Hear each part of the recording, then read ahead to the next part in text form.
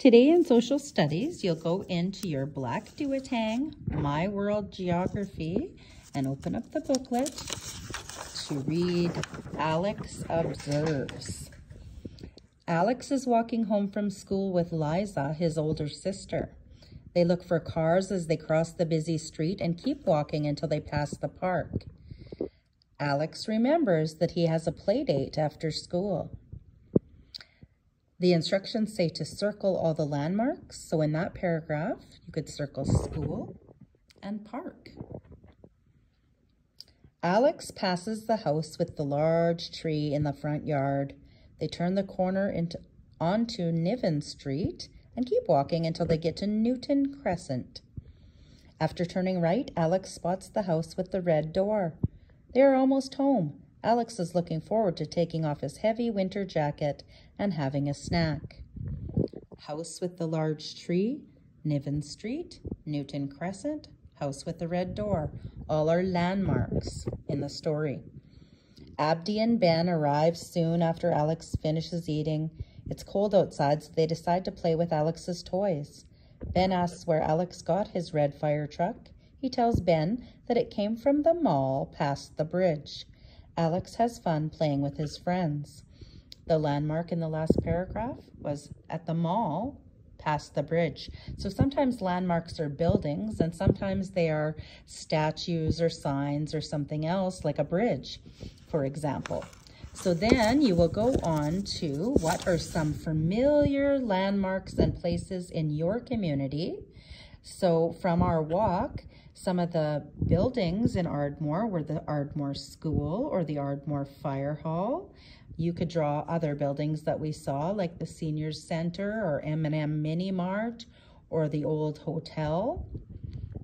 Some statues and signs from our Ardmore community were our duck or that big sign at the mechanic shop where the wind was blowing really hard.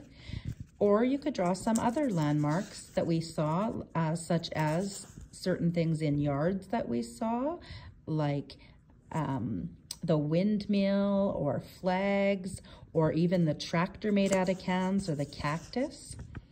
Okay, then we will go ahead and read the next page, Alex Learns, together.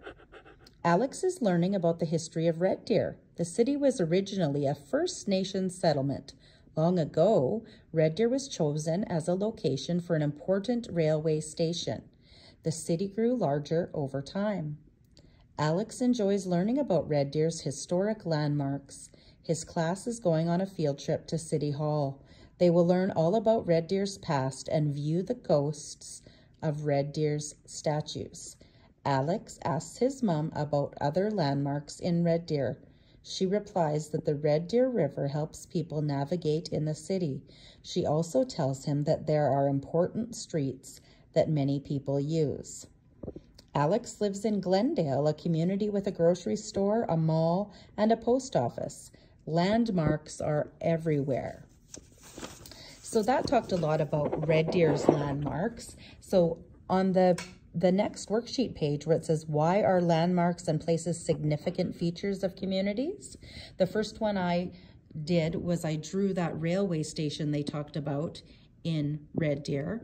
And I said, Red Deer grew into a city once it became the site for an important railway station. Then I did our Ardmore Hall with the duck statue and said, the Ardmore Duck Statue is in honor of our community's annual duck race, which is a fundraiser for our Ardmore School. I drew the sailboats going into Cold Lake. The sailboats that lead into the city of Cold Lake are a beautiful landmark to welcome visitors to the Lakeland community. And the last one I drew was when you go to the Bonnyville Museum, and there is a big statue there of somebody named Angus Shaw. And he was a man, a European man, that came to Bonnyville area in the mid-1700s, and he was the first European fur trading agent to come to our area from the Hudson's Bay Company.